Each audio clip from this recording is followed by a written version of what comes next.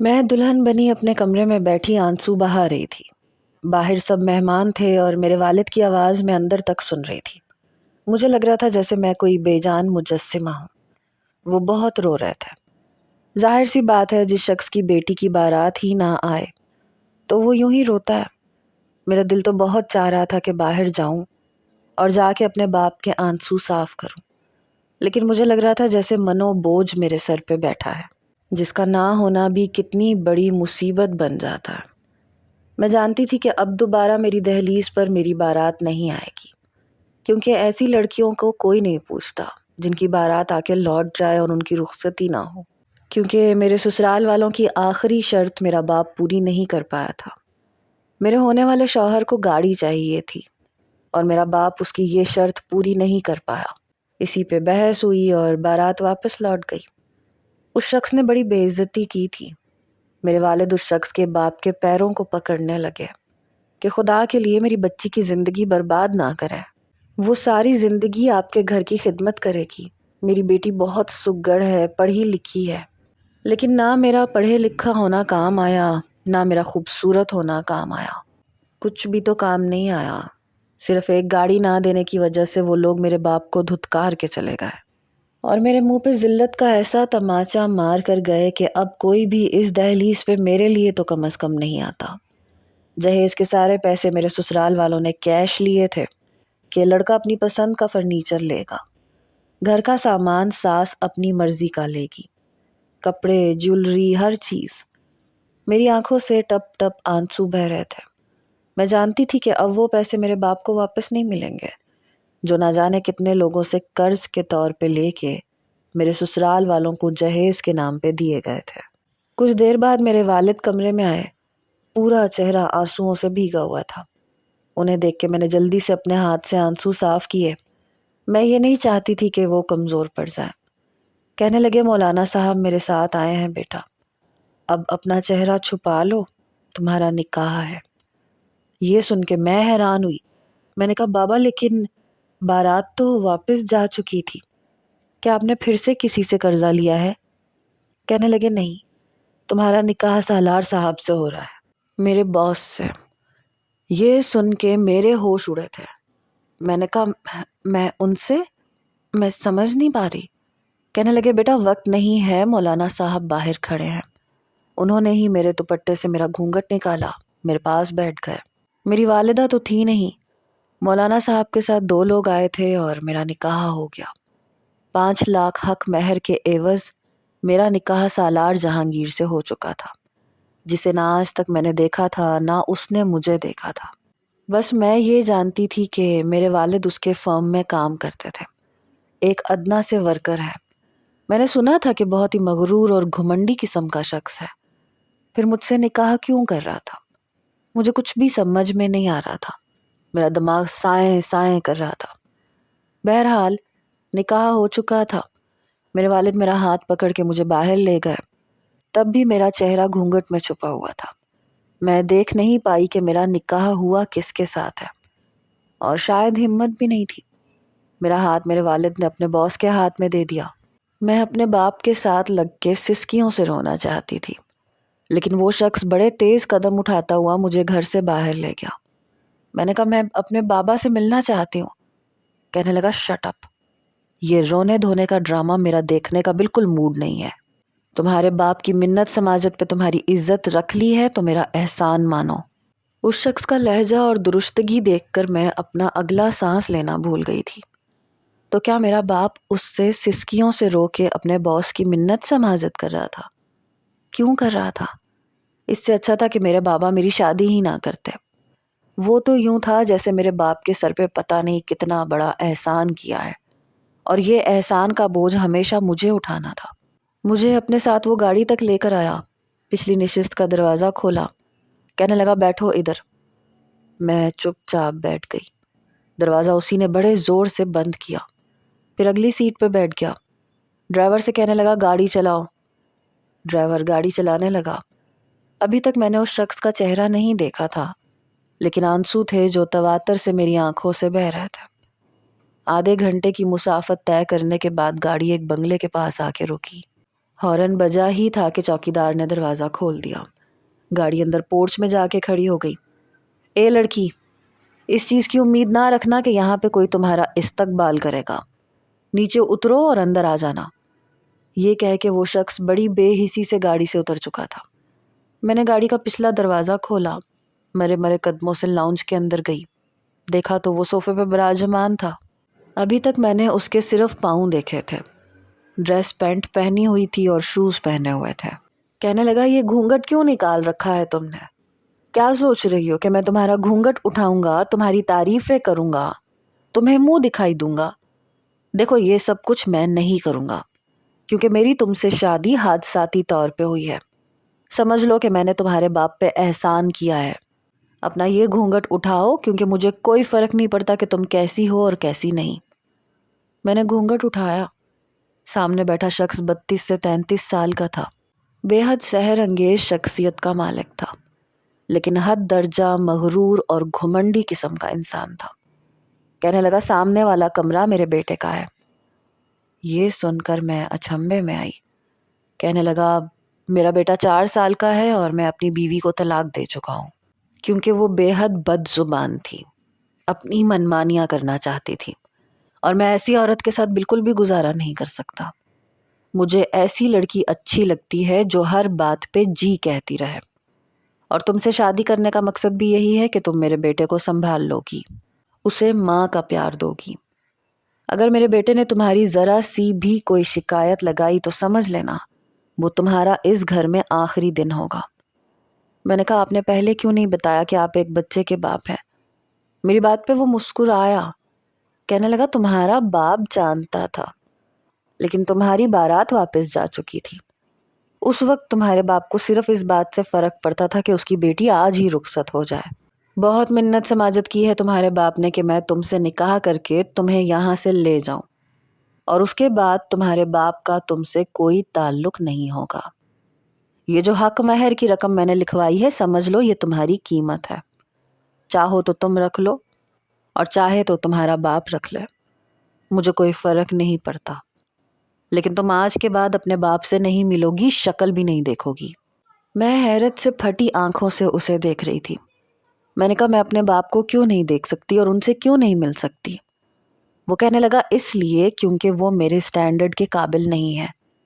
ویسے تو تم بھی نہیں ہو۔ اپنے منہ میں اس نے سگریٹ لی اور لائٹر سے جلا کے بولا۔ کہنے لگا، سامنے کمرہ، وہ مجھے یہ یاد دلا رہا تھا کہ مجھے اس کمرے میں جانا ہے۔ میں مرے مرے قدم اٹھاتی ہوئی اس کمرے میں چلی گئی جہاں اس نے جانے کے لیے کہا تھا۔ دروازہ کھولا تو وہاں ایک معصوم سا 4 سالہ بچہ بیڈ پہ سو رہا تھا، اپنا ٹیڈی بیئر اپنے ساتھ لگائے۔ پہلے تو میں بیڈ پہ بیٹھ کے خوب روئی۔ اپنے تن پہ یہ عروسی لباس مجھے بے معنی سا لگ رہا تھا۔ میں نے سوچا نہیں تھا کہ میری زندگی پل میں بدل جائے گی۔ میرے پاس کوئی جوڑا نہیں تھا جو میں پہن سکتی، کچھ بھی تو نہیں لائی تھی میں۔ اب سمجھ میں نہیں آ رہا تھا کہ پہنوں تو کیا پہنوں۔ اس عروسی جوڑے میں تو نہیں سو سکتی تھی۔ اپنے آنسو صاف کیے، جب باہر آئی تو لاؤنج خالی تھا۔ نیچے بس 2 ہی کمرے تھے اور ایک بہت بڑا ڈرائنگ روم تھا۔ ڈائننگ روم بھی تھا اور بہت بڑا لاؤنج تھا، لیکن کمرے صرف 2 ہی تھے۔ یقیناً دوسرا کمرہ اسی شخص کا تھا۔ میں نے ذرا سی دستک دی۔ کون ہے؟ کیا تکلیف ہے؟ وہی روکھا مغرورانہ انداز۔ میں نے کہا، جی میں رابی۔ اس نے دروازہ کھولا۔ کہنے لگا، کیا مسئلہ ہے؟ اس وقت نائٹ سوٹ میں ملبوس تھا۔ میں نے کہا، میرے پاس کوئی کپڑے نہیں ہیں، میں ان کپڑوں میں نہیں سو سکتی۔ کہنے لگا، کیا مصیبت ہے؟ پھر اپنے وارڈروب کی طرف بڑھ گیا اور وہاں سے ایک لیڈیز سادہ سا سوٹ نکال کے مجھے لیا۔ کہنے لگا، یہ میری سابقہ بیوی کا ہے، اسے پہن لو۔ میں وہ کپڑے لے کے اپنے کمرے میں آ گئی، کپڑے تبدیل کیے، بیڈ پہ لیٹ گئی۔ میں نہیں جانتی تھی کہ آگے میری قسمت میں کیا لکھا ہے اور کیا نہیں، لیکن کچھ ہی دیر میں سو چکی تھی۔ البتہ مجھے اپنے والد کی بے حد فکر تھی۔ پتہ نہیں انہوں نے ایسا کیوں کیا اور میں یہاں کیسے رہوں گی؟ یہی سوچتے سوچتے میں نیند کی وادیوں میں کھو چکی تھی۔ بہرحال صبح بچے کے رونے کی آواز پہ میری آنکھ کھلی۔ میں نے دیکھا تو وہ بچہ مجھے ہی دیکھ کے رو رہا تھا۔ میں اٹھ کے بیٹھ گئی۔ مجھے دیکھ کے وہ گھبرا گیا۔ میں نے کہا بیٹا رو کیوں رہے ہو؟ کہنے لگا کون آنٹی کون ہو تم؟ بڑے دھیمے اور ڈرے ہوئے لہجے میں اس نے کہا۔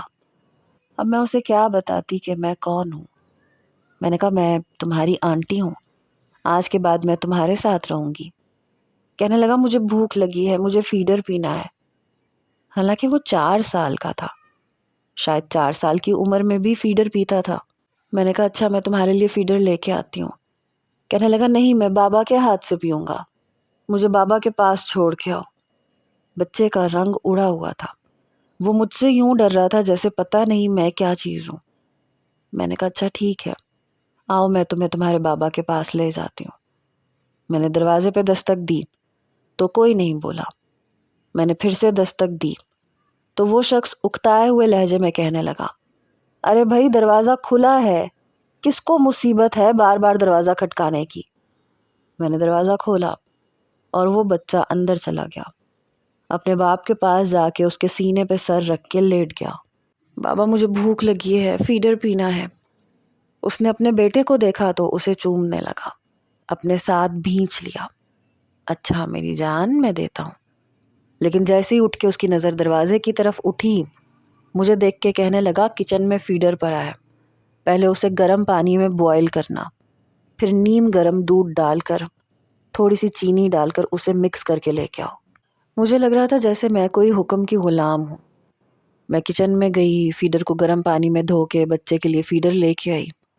وہ اپنے باپ کے پاس ہی لیٹ گیا، کہنے لگا بابا مجھے اس آنٹی کے ساتھ نہیں سونا، مجھے آپ کے ساتھ سونا ہے۔ وہ کہنے لگا بیٹا یہ تمہاری آیا ہے، تم اس کے ساتھ ہی رہو گے، تمہیں پتہ ہے نا مجھے ایسے نیند نہیں آتی، جاؤ میری جان جا کے اپنے کمرے میں لیٹو۔ پتہ نہیں اپنے ہی بچے سے اکتایا سا لگ رہا تھا۔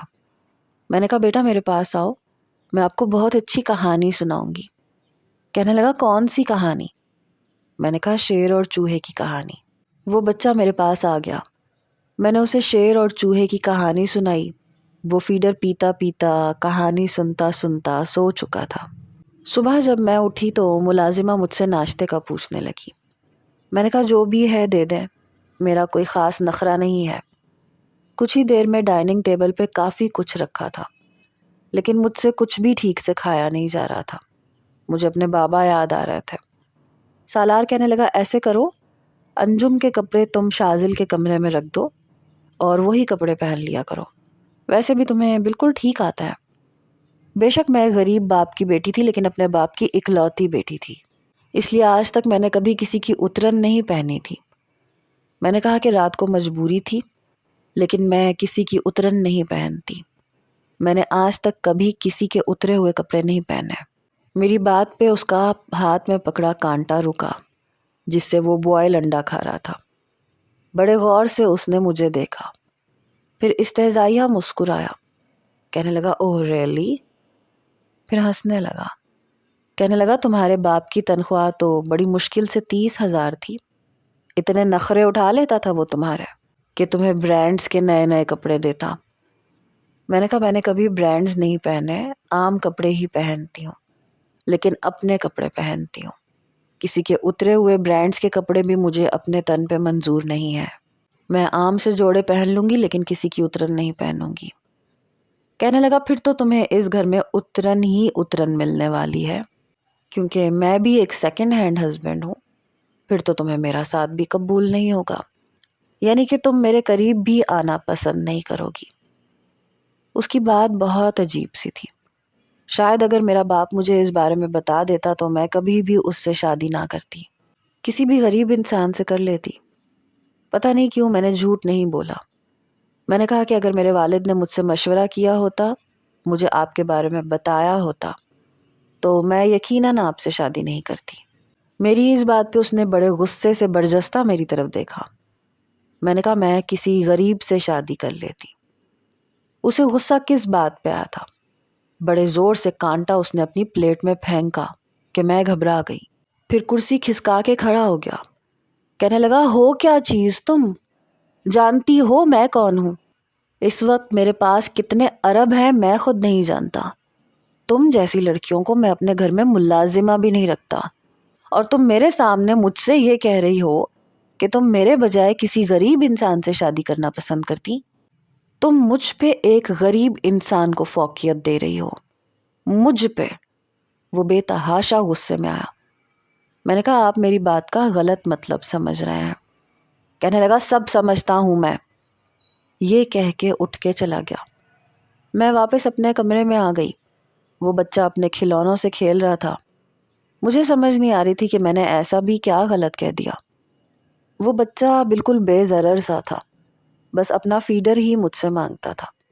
میں نے نوٹ کیا تھا کہ فیڈر کے علاوہ کچھ نہیں کھاتا پیتا تھا، حالانکہ 4 سال کے بچے تو کھانا کھا سکتے ہیں۔ پھر میں نے اس سے پوچھا کہ تمہیں کھانے میں کیا پسند ہے، تو کہنے لگا وہ کیا ہوتا ہے۔ میں نے آج تک ایسا معصوم بچہ نہیں دیکھا تھا جتنا شاذل تھا۔ بہرحال میں نے اس کے لیے فرینچ فرائز بنائے اور اسے کھلائے۔ آہستہ آہستہ پورے دن میں نے اسے مختلف چیزیں کھانے کے لیے دیں۔ وہ چپ چاپ کھاتا رہا۔ پھر کہنے لگا آپ اچھی آنٹی ہیں۔ پھر مجھے اپنے کھلونے دکھانے لگا۔ یہ بتانے لگا کہ اس نے اپنے ٹیڈی بیئرز کے کیا کیا نام رکھے ہیں۔ اس بچے کو دیکھ کے لگتا تھا کہ تنہائی کا شکار ہے۔ اس کی زندگی میں صرف کھلونوں کے علاوہ کچھ بھی نہیں تھا۔ رات کو فیڈر پی کے سو گیا تھا۔ میں اس کے پاس ہی بیٹھی تھی۔ کچھ دیر بعد ملازمہ آئی۔ کہنے لگی بیگم صاحبہ آپ کے لیے کھانا لگاؤں؟ میں نے کہا نہیں مجھے بھوک نہیں ہے۔ تمہارے صاحب آ گئے؟ کہنے لگی نہیں صاحب تو نہیں آئے، آپ نے کھانا کھانا ہے تو لگا دیتی ہوں۔ میں نے کہا نہیں بس ایک گلاس دودھ دے دو۔ اس نے مجھے ایک گلاس دودھ دے دیا۔ میں نے دودھ کا گلاس پیا اور سونے کی کوشش کرنے لگی۔ رات کے 2 بجے کا ٹائم تھا جب مجھے گنگنانے کی آواز آئی، جیسے کوئی گانا گا رہا ہو۔ میری آنکھ کھل گئی۔ ویسے بھی میں نیند کی کچی تھی۔ میں اٹھ کے کھڑی ہو گئی۔ کمرے کا دروازہ کھولا تو سامنے کا منظر دیکھ کے میرے ہوش اڑ کے رہ گئے۔ وہ شخص اپنے ساتھ کسی لڑکی کو لے کے آیا تھا، اور وہ لڑکی بڑے بے باک لباس میں اسے سہارا دیتے ہوئے کمرے تک لے جانے لگی، کیونکہ وہ نشے سے بالکل چور تھا۔ وہ لڑکی کہہ رہی تھی تم نے بہت زیادہ پی لی ہے۔ یہ کہتے ہوئے وہ اسے کمرے میں لے گئی اور پھر کمرے کا دروازہ بند ہو گیا۔ وہ شخص عیاش قسم کا شخص تھا۔ یہ تو دیکھ کر مجھے اس سے گھن محسوس ہونے لگی۔ دوبارہ میں نے گریز ہی کیا کہ میں اس شخص سے بات کروں۔ میرے ہاتھ میں ایک سونے کی انگوٹھی تھی جو میرے والد نے مجھے پہنائی تھی۔ میں نے ڈرائیور سے کہا کہ مجھے مارکیٹ جانا ہے۔ وہ کہنے لگا جی چلیے بیگم صاحبہ۔ اس کے ساتھ میں مارکیٹ چلی گئی۔ شاذل کو بھی میں اپنے ساتھ لے گئی تھی۔ میں نے وہ انگوٹھی سیل کی اور انہی پیسوں سے اپنے لیے کپڑے خریدے، کیونکہ میں اس شخص سے کچھ بھی مانگنا نہیں چاہتی تھی۔ مانگتی تو وہ مجھے بہت ذلیل کرتا۔ وہ رات کو دیر سے آتا تھا، شراب پی کے آتا تھا۔ کسی دن کوئی لڑکی ہوتی تو کسی دن کوئی لڑکی۔ بہرحال میں نے اپنی زندگی شاذل تک محدود کر لی تھی۔ بہت جلد وہ میرا عادی ہو گیا تھا۔ میں اسے باہر لان میں لے جاتی، اس کے ساتھ فٹ بال کھیلتی۔ ایک بار شام کو ہلکی سی بارش ہونے لگی۔ میں شاذل کو گود میں اٹھائے بارش میں نہا رہی تھی۔ وہ بھی بے حد خوش تھا۔ اب وہ مجھے رابی رابی کہتا تھا۔ جب میں لان میں ہوتی تھی تو چوکیدار اور ڈرائیور اپنے اپنے کوارٹر میں چلے جاتے تھے۔ سالار ویسے بھی رات کو دیر سے آتا تھا۔ صبح کا ناشتہ بھی میں اس وقت کرتی تھی جب سالار آفس جا چکا ہوتا تھا، اور رات کا کھانا وہ ویسے بھی نہیں کھاتا تھا۔ لیکن میں نے شاذل کو کھانا کھلانا شروع کر دیا تھا۔ اسے تھوڑا تھوڑا پڑھانے بھی لگی تھی۔ بارش میں ہی میں اس کے ساتھ نہا رہی تھی جب اچانک سے گاڑی کا ہارن بجا۔ چوکیدار بھاگتا ہوا آیا۔ اس نے مین گیٹ کھولا۔ میں شاذل کو لے کر لاؤنج میں جانے والی تھی جب سالار کی گاڑی پورچ میں کھڑی ہوئی، اور شاید وہ مجھے دیکھ چکا تھا۔ میں لاؤنج میں آئی تو وہ خود بھی اندر آ گیا۔ کہنے لگا بات سنو۔ میں وہیں کھڑی ہو گئی۔ شاذل میری گود میں تھا۔ کہنے لگا تم میرے بیٹے کو بارش میں کیوں لے کے گئی تھی؟ بڑے غصے میں تھا۔ میں نے کہا تو کیا ہوا؟ کہنے لگا یہ سردیوں کی بارش ہے اور تمہارا دماغ کیا کام نہیں کرتا؟ اگر میرے بیٹے کو ٹھنڈ لگی تو میں تمہیں چھوڑوں گا نہیں۔ میں نے کہا نہیں لگے گی اسے ٹھنڈ، آپ نے تو اسے کمرے تک محدود کر رکھا ہے۔ ہر وقت بس کھلونوں سے کھیلنے کی اس کی عادت تھی۔ کمرے سے باہر نہیں نکلتا تھا، ڈرا سہما رہتا تھا۔ سوائے فیڈر کے میں نے اسے کچھ اور کھاتے پیتے دیکھا ہی نہیں تھا۔ اور اب وہ ماشاءاللہ سے سب کچھ کھانے لگا ہے. اب بارش بھی اسے کچھ نہیں کہے گی. یہ کہہ کے میں اسے کمرے میں لے گئی. دوبارہ تو اس نے مجھ سے پوچھا ہی نہیں کہ تم میرے بچے کو کیسے سنبھالتی ہو، کیا کرتی ہو، کیا نہیں کرتی. میں بھی اپنا وقت گزار رہی تھی. رات کو بابا کی کبھی کبھی بڑی یاد آتی تھی، لیکن میں اس شخص کے منہ نہیں لگنا چاہتی تھی کہ اس سے اجازت لوں کہ میں اپنے باپ سے مل سکتی ہوں یا نہیں. پتہ نہیں کیوں مجھے اس شخص سے چڑ اور نفرت سی محسوس ہونے لگی تھی، اور وجہ اس کی حرکتیں تھیں. شرابی تھا، گھر میں لڑکیوں کو لے کے آتا تھا. ظاہر سی بات ہے کہ ان کے ساتھ سب کچھ کرتا ہوگا. کبھی کبھی میں سوچتی تھی کہ میں نے ایسا کون سا گناہ کیا تھا جو مجھے یہ شخص مل گیا، لیکن مجھے اپنا ایسا کوئی گناہ یاد نہیں آتا تھا. کبھی کبھی دل بھاری ہوتا تھا تو میں رونے لگتی تھی، لیکن یہ بھی اچھی بات تھی کہ وہ مجھ سے بے نیاز تھا. ایک بار میں سو رہی تھی جب میرے دروازے پہ دستک ہوئی. میں نے دروازہ کھولا تو ڈرائیور تھا. میں نے کہا تم اس وقت یہاں کیا کر رہے ہو؟ کہنے لگا وہ صاحب جی بہت زیادہ نشے میں ہے. میں نے کہا تو انہیں ان کے کمرے میں لٹا دو، میں کیا کروں؟ کہنے لگا وہ صاحب گاڑی میں ضد لگا کے بیٹھے ہیں کہ میرے ساتھ اندر نہیں جائیں گے، لڑکی کے ساتھ جائیں گے، آپ جائیں انہیں اندر لے کے آئیں. میں نے کہا کیوں، آج لڑکی لے کے نہیں آیا اپنے ساتھ؟ ڈرائیور نے نظریں چرا کے نفی میں سر ہلایا. میں باہر گئی تو وہ گاڑی میں بیٹھا ہوا تھا. خمار آلود نظروں سے مجھے دیکھنے لگا. میں نے دروازہ کھولا تو میری طرف اپنا ہاتھ بڑھایا. لمبے چوڑے شخص کو کمرے تک لے کے جانا میرے لیے کوئی آسان کام تو نہیں تھا. وہ کھڑا ہو گیا، لڑکھڑاتے ہوئے اپنا بازو میرے گلے میں ڈال دیا. مجھے تو جیسے کرنٹ سا لگا. آدھے سے زیادہ وہ اپنا وزن مجھ پہ ڈال چکا تھا. کہنے لگا سویٹی مجھے میرے کمرے میں لٹا دو. میں بڑی مشکل سے قدم جما رہی تھی کیونکہ وہ آدھے سے زیادہ وزن مجھ پہ ڈال چکا تھا. میرا جی تو جاؤ اسے دھکا دے دوں، لیکن میری مجبوری تھی. بڑی مشکل سے میں اسے لاؤنج سے اندر لے کے آئی، لیکن اچانک ہی اس نے میری کمر کو اپنے ہاتھ سے پکڑا. میں بری طرح سے گھبرا گئی. شاید وہ سہارا لینے کی کوشش کر رہا تھا تاکہ گر نہ جائے. بمشکل میں اسے اس کے کمرے میں لے کے آئی اور اسے بیڈ پہ دھکا دے کے گرایا. تب شاید اسے تھوڑا سا ہوش آیا. کہنے لگا تم یہاں میرے کمرے میں کیا کر رہی ہو؟ یوں 2 ٹکے کی لڑکی، دفع ہو جاؤ میرے کمرے سے. اور سویٹی کہاں ہے؟ مجھے غصہ تو بہت آیا لیکن میں ضبط کر گئی. میں کمرے سے باہر نکلنے لگی تو کہنے لگا سویٹی ڈارلنگ ادھر میرے پاس آؤ، آئی لو یو. لیکن میں کمرے سے باہر نکل چکی تھی. شازل کے کمرے میں آ کے لیٹ گئی. اگلے روز جب میں کمرے سے باہر آئی تو پتہ چلا کہ سالار آفس نہیں گیا. اس کی طبیعت ٹھیک نہیں ہے. یہ بات مجھے ملازمہ سے پتہ چلی. میں نے شازل کو ناشتہ کروا دیا اور ملازمہ کو دوپہر کے کھانے کا بتانے لگی. تب ایک ڈاکٹر لاؤنج میں داخل ہوا اور سالار کے کمرے میں چلا گیا. کچھ دیر کے بعد ملازم سالار کے کمرے سے باہر آیا اور مجھ سے کہنے لگا بیگم صاحبہ آپ کو ڈاکٹر بلا رہا ہے. میں کمرے میں گئی تو سالار ابھی ہوش میں نہیں تھا. ڈاکٹر اسے انجیکشن لگا رہا تھا. اس وقت اس کی رنگت پیلی پڑی ہوئی تھی. مجھے دیکھ کے ڈاکٹر پوچھنے لگا کہ آپ ان کی وائف ہیں؟ میں نے کہا جی. وہ کہنے لگا میں پہلے بھی سالار صاحب کو بتا چکا تھا کہ شراب ان کے لیے زہر ہے. اگر انہوں نے شراب نہ چھوڑی تو ان کا لیور بالکل خراب ہو جائے گا. یقیناً میڈیسن بھی نہیں کھا رہے ہوں گے. دیکھیں اگر یہی حال رہا تو سوری ٹو سے یہ بچ نہیں پائیں گے. میں نے ڈاکٹر سے پوری تفصیل پوچھی. میڈیسن کے بارے میں ملازم نے مجھے بتایا کہ وہ کہاں پڑی ہے. اسے تیز مرچ مسالے والے کھانے منع تھے. ڈاکٹر مجھے ضروری ہدایات دے کے جا چکا تھا. میں نے ملازمہ سے کہا کہ سالار کے لیے سوپ بنائے. اسے شام تک ہوش آیا، تب تک سوپ بن چکا تھا. میں نے ملازمہ کے ہاتھ سے سوپ لے کر اس کے کمرے میں بھیجا. کچھ دیر بعد پیالہ ٹوٹنے کی آواز آئی. یو بلڈی بچ، یہ کیا لے کے آئی ہو میرے لیے؟ دفع ہو جاؤ یہاں سے اور بلیک کافی لے کر آؤ. اس کے لیے بلیک کافی نقصان دہ تھی. ملازمہ کمرے سے باہر آ گئی. کہنے لگی صاحب جی بلیک کافی مانگ رہے ہیں.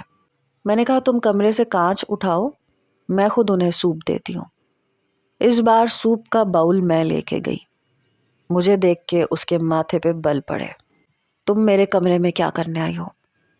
میں نے کہا مجھے کون روک سکتا ہے، جتنا یہ کمرہ آپ کا ہے میرا بھی ہے۔ یہ کہہ کے میں نے وہ سوپ کا باؤل سائڈ ٹیبل پہ رکھ دیا۔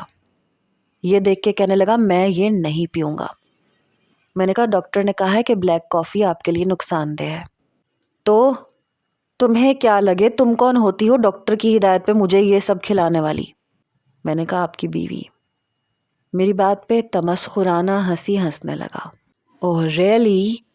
تمہیں تو سیکنڈ ہینڈ چیزیں پسند نہیں ہیں، تمہیں سیکنڈ ہینڈ چیزیں پسند نہیں ہیں اور مجھے ٹاٹ کا پیوند لگانے کا شوق نہیں ہے۔ ناؤ گیٹ آؤٹ، اپنی اوقات میں رہو تو بہتر ہے۔ میں کمرے سے باہر آ گئی۔ پتہ نہیں کیا تھا وہ شخص، اسے اپنی زندگی پیاری نہیں تھی، اپنے آپ کو خود موت میں جھونکنے کا شوق تھا۔ اس رات بھی شاید اس نے بہت شراب پی، اس لیے گاڑی صحیح ڈرائیو بھی نہیں ہوئی اور اس کا ایکسیڈنٹ ہو گیا۔ رات کے 3 بجے مجھے یہ خبر ملی، ملازمہ نے بتایا۔ میں جلدی سے ہاسپٹل پہنچی تو پتہ چلا کہ اس کے پاؤں کی ہڈی ٹوٹ چکی ہے، پلستر بندھا ہوا تھا اور وہ ہائے ہائے کر رہا تھا۔ شکر تھا کہ زیادہ نقصان نہیں ہوا تھا۔ جب وہ گھر پہ آیا تو اس کے پاؤں پہ پلستر دیکھ کے شازل اس کے پاس آ کے بیٹھ گیا۔ بابا بابا کہنے لگا کہ آپ کو کیا ہوا ہے؟ اس کی آنکھوں میں موٹے موٹے آنسو تھے۔ شازل کو اپنے باپ سے بہت محبت تھی۔ پھر مجھ سے کہنے لگا آنٹی میرے بابا کو کیا ہوا ہے؟ میں نے کہا انہیں چوٹ لگی ہے، یہ ٹھیک ہو جائیں گے، تم کیوں پریشان ہو رہے ہو؟ بہرحال اب وہ شخص ملازم کے بغیر واش روم تک نہیں جا سکتا تھا۔ میں نے اس کے لیے سوپ بنایا اور اس کے لیے کمرے میں آ گئی۔ کہنے لگا یہ لے جاؤ واپس، میں یہ نہیں پیوں گا۔ میں اس کے پاس بیٹھ گئی، سوپ چمچ میں بھرا اور اس کے منہ کی طرف کیا۔ کہنے لگا جاؤ یہاں سے۔ اس وقت اس کے ہاتھ پہ بھی چوٹ تھی، اپنا ہاتھ ہلا نہیں پا رہا تھا۔ میں نے زبردستی اس کے منہ میں چمچ ڈال دیا۔ کہنے لگا عجیب پاگل لڑکی ہو، میں کہہ رہا ہوں نا مجھے یہ نہیں پینا اور مجھے ایسے کھانے نہیں پسند۔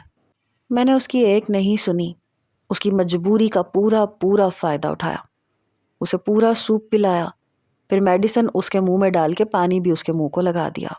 کہنے لگا تم چاہتی کیا ہو؟ میں نے کہا تمہاری زندگی، کیونکہ تمہاری زندگی تمہارے بیٹے کے لیے بہت ضروری ہے۔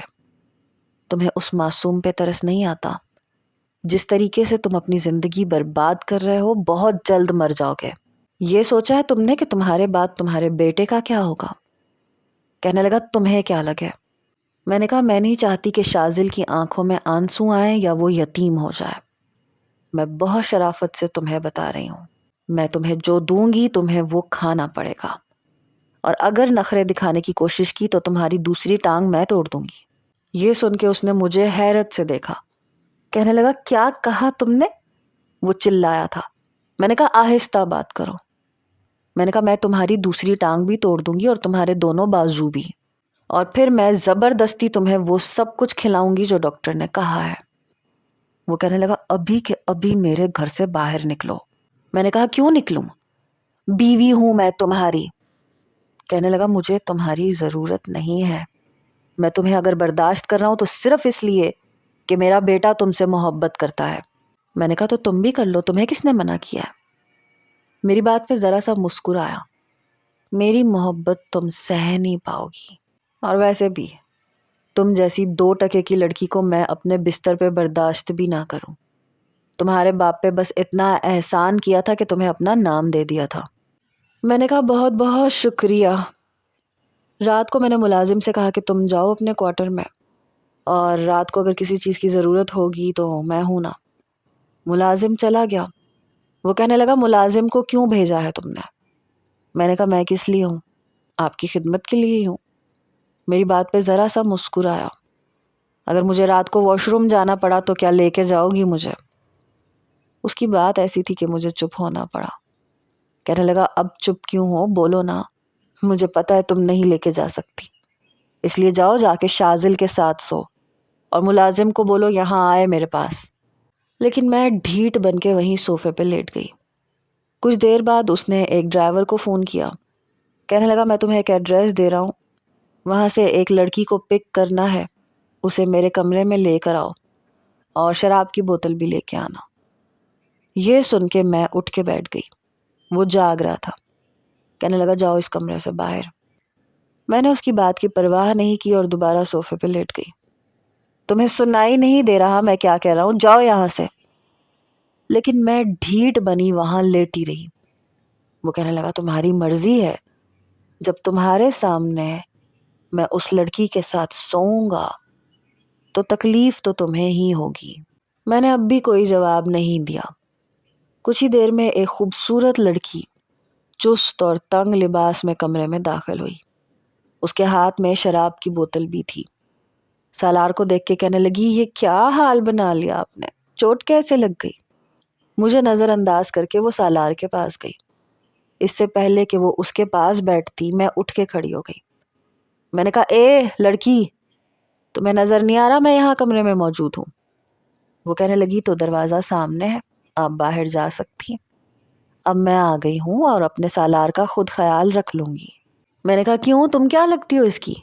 بیوی تو نہیں لگتی نا، نکلو یہاں سے ورنہ تمہارا بھی منہ توڑ دوں گی۔ سالار کہنے لگا یہ کیا بدتمیزی کر رہی ہو تم، یہ نہیں تم اس کمرے سے باہر جاؤ گی۔ میں نے اس لڑکی کا بازو پکڑا اور اسے دھکا دیا۔ میں نے کہا چلو نکلو یہاں سے باہر۔ میرے بلند لہجے کو سن کے وہ کہنے لگی سالار یہ کیا بدتمیزی کر رہی ہے میرے ساتھ؟ سالار بھی خود ہی سے تل ملایا۔ دیکھو لڑکی میرے معاملات سے دور رہو ورنہ۔ میں نے کہا ورنہ کیا؟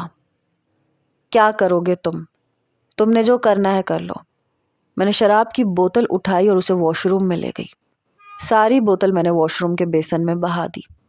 وہ باہر چلا رہا تھا پاگل لڑکی، یہ ہزاروں روپے کی آتی ہے، کیا کر رہی ہو تم؟ مجھے پینی ہے، یہ میرا نشہ ٹوٹ رہا ہے، مجھے شراب پینی ہے۔ میں نے خالی بوتل باسکٹ میں پھینک دی۔ اس لڑکی سے کہا کہ تم ابھی تک گئی نہیں ہو؟ اسے میں نے بازو سے پکڑ کے کمرے سے باہر نکالا۔ میں نے کہا دفع ہو جاؤ یہاں سے، اور آئندہ اگر میرے شوہر کے آس پاس بھی نظر آئی نا تو تمہیں چھوڑوں گی نہیں۔ میں جانتی تھی کہ وہ اٹھ کے کھڑا بھی نہیں ہو سکتا۔ وہ اندر چلا رہا تھا میں تمہیں چھوڑوں گا نہیں، ایک بار میری ٹانگ ٹھیک ہونے دو، تمہاری زندگی جہنم بنا دوں گا۔ میں نے پرواہ نہیں کی کہ وہ کیا کہہ رہا اور کیا نہیں۔ وہ لڑکی تن فن کرتی وہاں سے چلی گئی۔ میں کمرے میں آئی تو کہنے لگا یہاں سے دفع ہو جاؤ، لیکن میں دوبارہ صوفے پہ جا کے لیٹ گئی۔ میں نے کہا کسی چیز کی ضرورت ہو تو مجھے آواز دے دیجیے گا۔ کہنے لگا اپنی شکل گم کرو ورنہ میں تمہیں چھوڑوں گا نہیں۔ میں نے کہا شوق سے آؤ میرے پاس اور نکال دو مجھے کمرے سے باہر، ٹوٹی ہوئی ٹانگ کے ساتھ تم یہ کر تو نہیں سکتا۔ میری بات پہ اسے شاید آگ لگی تھی۔ یہ ٹانگ ساری زندگی ٹوٹی نہیں رہے گی۔ میں نے کہا جب یہ ٹھیک ہوگی نا تو پھر توڑ دوں گی میں۔ وہ شاید زچ ہوا تھا، کہنے لگا میں تمہیں، باقی کے الفاظ منہ میں ہی دبا گیا۔ میں نے آنکھیں بند کر لی۔ وہ کب تک جاگتا رہا مجھے نہیں پتا۔ صبح جب میری آنکھ کھلی تو وہ سو رہا تھا۔ میں کمرے سے باہر آ گئی کیونکہ شازل کے اٹھنے کا وقت ہو چکا تھا۔ پورا دن زبردستی میں اسے وہ سب کچھ کھلاتی رہی جو ڈاکٹر نے مجھے کہا تھا۔ اس کی میڈیسن بھی اسے کھلاتی رہی۔ وہ مجھے بڑی خون خوار نظروں سے دیکھتا رہا لیکن کہتا کچھ نہیں تھا۔ 5 دن گزرے تھے کہ وہ بے بسی سے مجھ سے کہنے لگا رابی پلیز مجھے شراب پینی ہے، میرا جسم ٹوٹ رہا ہے، مجھے نشے کی ضرورت ہے۔ کیونکہ ملازمین میری بات مان رہے تھے اس لیے وہ میرے سامنے بے بس ہوا تھا۔ میں نے کہا نہیں پیو گے تم شراب؟ کہنے لگا کب تک روک سکتی ہو مجھے؟ دیکھو مجھے اس وقت شراب کی اور ایک عورت کی اشد ضرورت ہے۔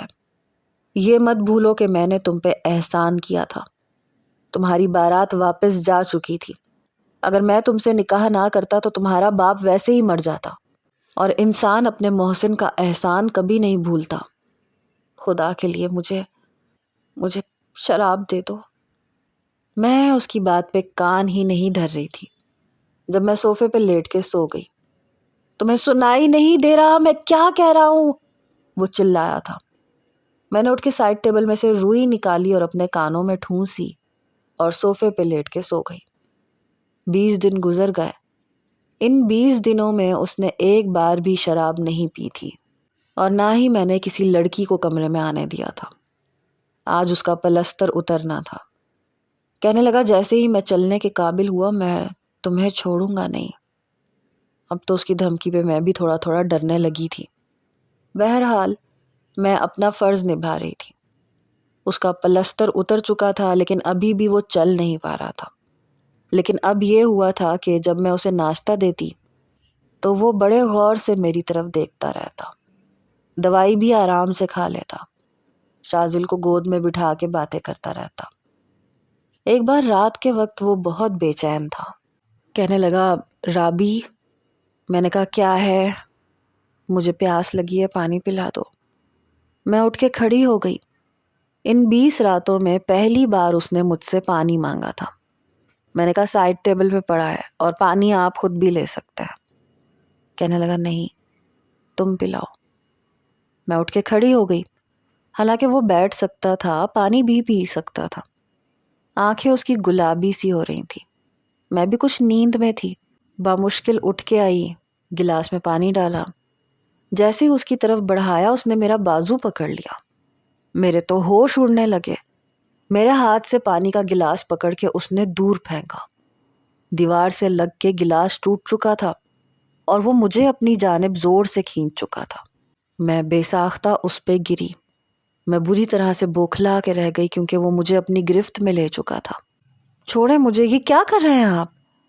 وہ کہنے لگا بہت شوق ہے تمہیں اپنی منمانیاں کرنے کا۔ اگر میرے کمرے میں تم کسی دوسری عورت کو آنے نہیں دو گی تو پھر وہ سب کچھ میں تمہارے ساتھ کروں گا، اور آج میں تمہیں چھوڑوں گا بھی نہیں۔ میں اس کی گرفت سے خود کو چھڑوانے کی کوشش کر رہی تھی، اس کے سینے پہ مکے برسا رہی تھی۔ چھوڑے مجھے سالار پلیز۔ اچھا، اپنی باری آئی تو پلیز۔ جب میں اتنے دن سے تمہاری منت سماجت کر رہا ہوں تو کٹھور بن کے کانوں میں روئیاں لے کے سو رہی تھی۔ وہ میرا کیچر اتار کے دور پھینک چکا تھا۔ تم نے اپنی شامت کو خود دعوت دی ہے لڑکی۔ وہ اب میرے اندر سے کھولنے لگا، بے خود سا ہونے لگا۔ اس سے پہلے کہ ساری حدیں پار کرتا میں نے اس کے بازو پہ اپنے دانت گاڑ دیے۔ اس کی گرفت ڈھیلی پڑی، میں جلدی سے اس کی گرفت سے باہر نکلی۔ وہ مجھے غصے سے دیکھنے لگا، پاگل تو نہیں ہو تم؟ اس وقت وہ جذبات سے چور تھا۔ رابی، شرافت سے ادھر آؤ ورنہ۔ لیکن میں اس کے کمرے سے باہر نکل گئی۔ میں سیدھا شازل کے کمرے میں گئی۔ سامنے لگے شیشے پہ نظر پڑتے ہی اپنی بکھری حالت دیکھ کے رونا آیا۔ میری گردن پہ اس کی شدت کے نشان تھے۔ رابی، رابی، میرے کمرے میں آؤ، میں تمہیں چھوڑوں گا نہیں، وہ چلا رہا تھا۔ پتہ نہیں کیوں مجھے خوف سا آنے لگا۔ میں شازل کے ساتھ لیٹ گئی۔ بڑی مشکل سے مجھے نیند آئی۔ صبح میں نے سالار کو ناشتہ ملازمہ کے ہاتھ بھیجا تھا، مگر وہ ناشتہ واپس لے آئی۔ کہنے لگی صاحب جی کہہ رہے ہیں کہ رابیل سے کہو وہ ناشتہ لے کر آئے۔ میرا دل بڑی زور زور سے دھڑک رہا تھا۔ میں نے کہا مجھے نہیں جانا، جا کے اپنے صاحب کو کہو کہ کھانا ہے تو کھائیں ورنہ بھوکے بیٹھے رہیں۔ ملازمہ نے یہی بات جا کے اسے بتا دی۔ اس نے ناشتہ نہیں کیا، دوپہر کا کھانا بھی نہیں کھایا۔ اب مجھے فکر ہونے لگی، اس کی میڈیسن میں ناغا اس کے لیے نقصان دہ تھا۔ رات کو بھی وہ کھانے سے انکار کر چکا تھا، اس لیے مجبوراً مجھے جانا پڑا۔ مجھے دیکھ کے کہنے لگا کیوں آئی ہو یہاں، رہنے دو مجھے بھوکا، ویسے بھی میرے مرنے پہ تمہیں آزادی مل جائے گی، سب کچھ تمہارا ہوگا، عیش کرنا میری دولت پہ۔ میں نے کوئی جواب نہیں دیا، کھانے کی ٹرے اس کے پاس رکھ دی۔ کھانا کھائیں، میڈیسن بھی دینی ہے آپ کو، اتنی میری فکر ہے تو اپنے ہاتھ سے کھلاؤ ورنہ خدا کی قسم کچھ نہیں کھاؤں گا۔ میں ضد چوئی تھی، ڈرتے ڈرتے اس کے سامنے بیٹھی، اپنے ہاتھ سے نوالا بنا کر اس کے منہ میں ڈالا۔ وہ مسلسل مجھے ٹک ٹکی باندھے دیکھ رہا تھا اور میں نروس ہو رہی تھی۔ ویسے لڑکی تم خوبصورت ہو۔ میں نے جلدی سے اپنا دوپٹہ درست کیا تو ہنسنے لگا۔ کمال ہے ویسے، میری بیوی ہونے کا دعویٰ تو بڑے دھڑلے سے کرتی ہو اور اپنا آپ مجھ سے یوں چھپا رہی ہو جیسے میں غیر ہوں۔ میں نے نوالا اس کے منہ کے قریب کیا تو اس نے میرا ہاتھ پکڑ لیا، میرے ہاتھ سے نوالا کھا کے میرے ہاتھ کو چومنے لگا۔ ہاتھ بڑے خوبصورت ہیں تمہارے۔ میں نے اپنا ہاتھ چھڑوانے کی کوشش کی۔ سالار میرا ہاتھ چھوڑے ورنہ۔ ورنہ تم میرے ہاتھ پہ اپنے دانت گاڑ دو گی کسی جنگلی بلی کی طرح، یہ کہہ کے ہنسنے لگا۔ پھر میرا ہاتھ چھوڑ دیا۔ میں ٹرے اٹھا کے باہر لے گئی، کمرے میں آئی تو اپنی میڈیسن خود کھا رہا تھا۔ پھر شازل کو گود میں بٹھا کے باتیں کرنے لگا، اسے کہانیاں سنانے لگا۔ شازل نیند میں جا رہا تھا۔ میں نے کہا اسے مجھے دے، میں اسے اس کے کمرے میں سلا دوں، رہنے دو اسے یہیں میرے پاس، یہ جائے گا تو تم بھی کمرے سے باہر چلی جاؤ گی۔ میں نے کہا میں ویسے بھی کمرے سے باہر جا سکتی ہوں۔ میری بات پہ کہنے لگا مت جاؤ پلیز، میرے سامنے رہا کرو، کچھ نہیں کہوں گا تمہیں، ڈرا مت کرو مجھ سے، اتنا بھی برا انسان نہیں ہوں، بس نائلہ کو بہت ٹوٹ کے چاہا تھا، اس کی بے وفائی پہ ایسا ہو گیا تھا۔ میں نے پوچھا کون نائلہ؟ کہنے لگا شازل کی مدر، میری اس سے لو میرج تھی، لیکن اسے یا تو خود سے پیار تھا یا پھر میری دولت سے۔ جب اسے پتہ چلا کہ شازل ہونے والا ہے تو مجھے بچہ ضائع کرنے کے لیے کہنے لگی۔ میں نے انکار کر دیا تو اس کا رویہ بدلنے لگا۔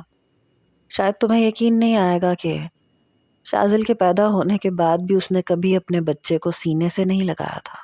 وہ روتا رہتا تھا لیکن وہ پکڑتی تک نہیں تھی، شازل کو مصیبت کہہ کے پکارتی تھی۔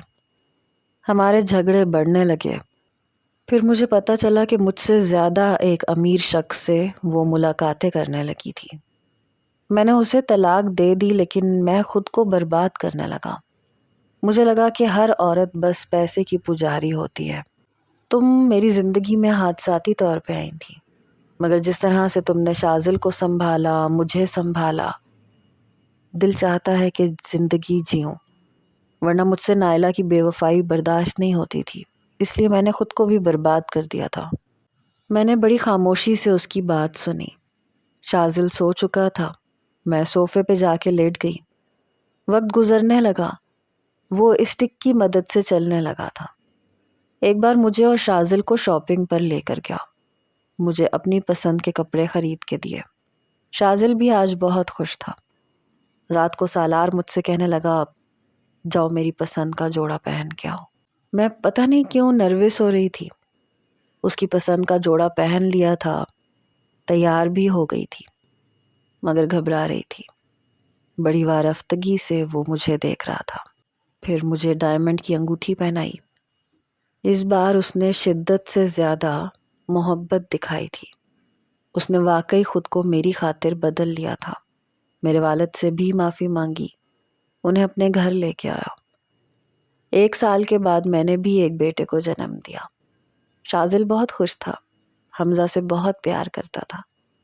میرا گھر خوشیوں کا گہوارہ بن گیا تھا۔